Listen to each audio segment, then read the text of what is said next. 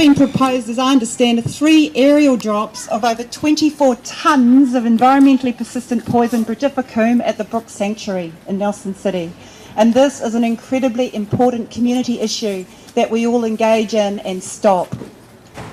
The proposed aerial drop is on public land. It's largely funded by public funds. Yet there's been no public consultation and no acceptance of the proposal by the public. There's been no assessment of the alternatives. Between us all, we've got so much knowledge of so many other and better ways of achieving the same outcome and a much better outcome without using poison. But unless the people in charge are prepared to listen and talk, they're missing the alternatives. And there's been no assessment of how the effects will be managed and how those responsible will be held to be accountable for any harm caused. And that's part of my job, is looking at those accountabilities. We all want to protect New Zealand's unique forests, birds and heritage. The challenge is how best to do this and deciding how far we go before the cure becomes worse than the original problem. And that's the situation we're facing here.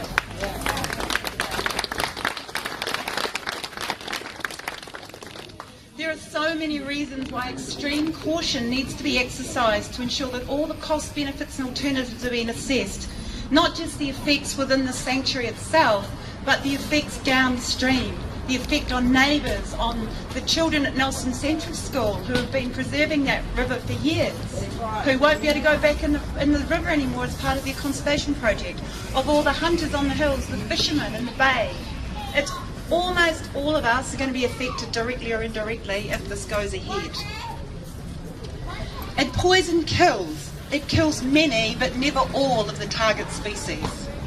But it also kills many of the birds we want to protect directly if they eat the baits themselves, and a secondary kill if they eat a rodent or a bird or other food that's contaminated by the poison. And that poisoning can go on for weeks. Brodifacoum is a slow killer. And so the secondary kill is an incredibly slow process. It can take weeks to kill. Moorporks, hawks and the other birds, possums and pests which get over, under or through the fence if it's breached, or through other means, through the water pipes, will spread the poison not only inside the sanctuary but throughout the wider community.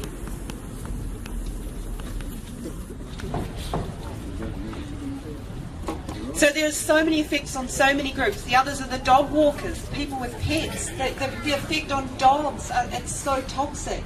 And if one dead moorpork flies out over on the track, you're out with your dog runs ahead, eats the moorpork, you know, it's the end of your dog because of the sensitivity. There's just so many consequences. What about little children? Little children. And so few of these consequences have been properly thought through. And those are all the effects if their poison drop follows their plan.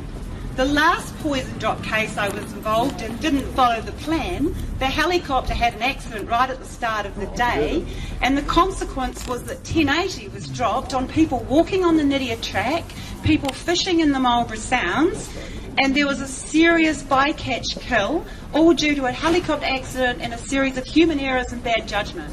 So the best scenario, it affects pretty much everyone in the community. The worst scenario is so much worse again. Now, I've only been looking at the issue for the last few days, but already I can see legally it is a complete minefield.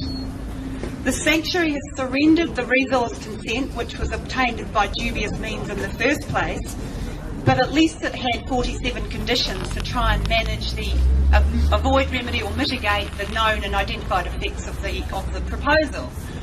Well, what's happened since then is it's got worse, because our local MP Nick Smith, who's the Minister for the Environment, and his ministry passed an exemption this year for the Resource Management Act, and they got it wrong, so they had to pass an amendment to their amendment again, which is about to come into force.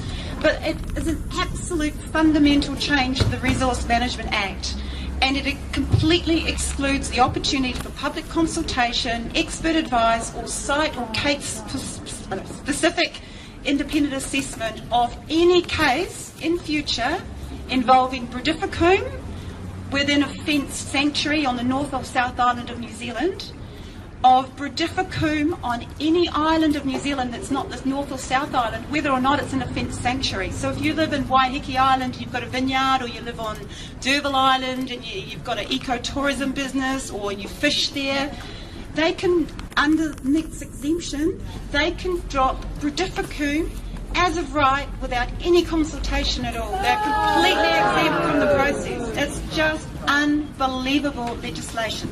The same for 1080, and it gets worse again because they've got a complete exemption for pre-feeds and for repellents. So anything that anybody chooses to call a pre-feed or a repellent, and you can imagine a farmer that's got a whole stash of toxic waste or effluent somewhere, that might be quite a good repellent for a bit of a pest control program I'm doing. Suddenly it's all fair game.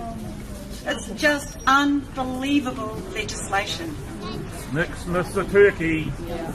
And so that law slipped through, and we're having a serious look at what we can do about that law, because the consent here that was dubious in the first place, at least it had some conditions. Under the new law, there are no conditions.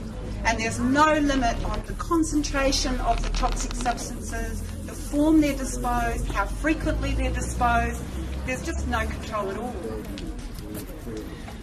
So, as many of us are, how many of us were aware of this law when it was, or of the proposed drop when it was going through the process? I live in Nelson and I'm pretty busy, but I normally keep an eye on these things. I didn't know what was going on, and I'm pretty sure most people didn't. But even if you did, there wasn't really much opportunity to get involved anyway. So it's a problem that's affecting all of our futures, and we haven't had a say. Now, my view of the law is that the law is here for the people, to reflect the views of the people, and that's what a good law should do. And if it doesn't, it needs to be changed. So as individuals and as a community, we need to ask ourselves some hard questions about the consequences of our choices and the choices of our decision makers, our central and local government, and how far we will go to get an outcome that we think we want.